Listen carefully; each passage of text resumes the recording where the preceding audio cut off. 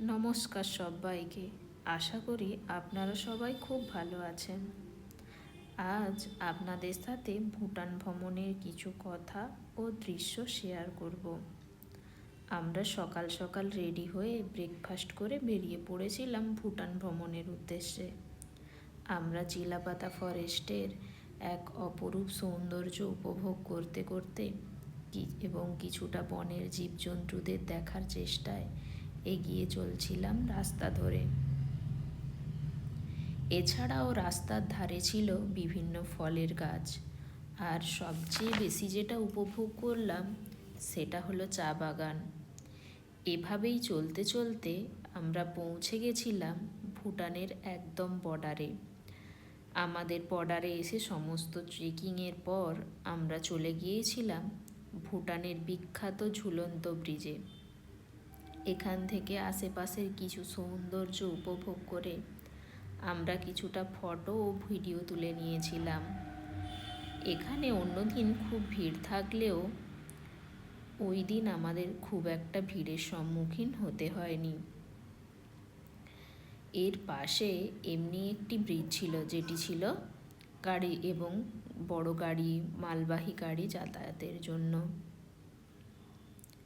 পাহাড়ের কোলে অবস্থিত তোরসা নদীর জলের রং ছিল অদ্ভুত সুন্দর।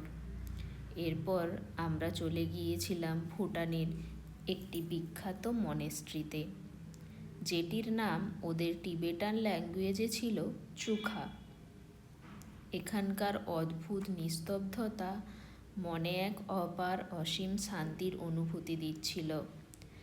এরপর আমরা গাড়ি করে পাহাড়ের কোলে তোরসা নদীর পাশ দিয়ে যেতে যেতে উঠে গিয়েছিলাম একেবারে পাহাড়ের টপ পয়েন্টে, যেখানেও ছিল অনেক ছোট ছোট মনেস্ট্রি, যেগুলো আমরা খুব ভালোভাবে দেখছিলাম।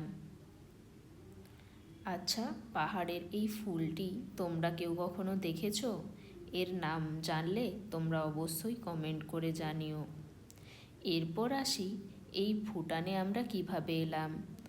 আমরা আমাদের রাইনো কটেজে ভ্রমণকালে ওখানকার ম্যানেজার বাবুর থেকে জানতে পারলাম যে এখান থেকে খুব সহজেই ভুটান ভ্রমণে যাওয়া যায়।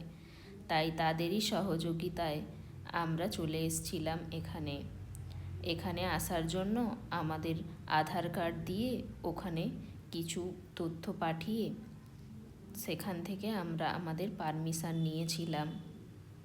এরপর প্রায় ওই 2 ঘন্টা মতো গাড়ি জার্নি করেই আমরা এখানে পৌঁছে গেছিলাম।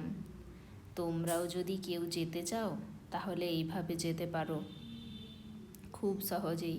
এখানকার সৌন্দর্য এবং টিবেটানদের অসাধারণ সুন্দর ভগবানের প্রতি যে বিশ্বাসের নিদর্শন তা তোমরা অবশ্যই দেখতে পাবে। এরপর তোমাদের সাথে কিছু ফটো ও ভিডিও শেয়ার করি।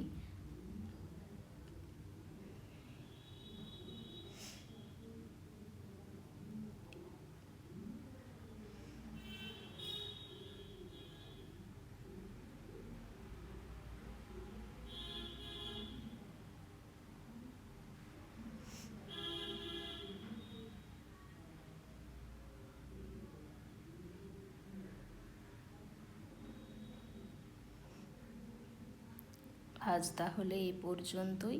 নেক্সট পার্টে এর পরবর্তী অংশ তোমাদের সাথে শেয়ার করব।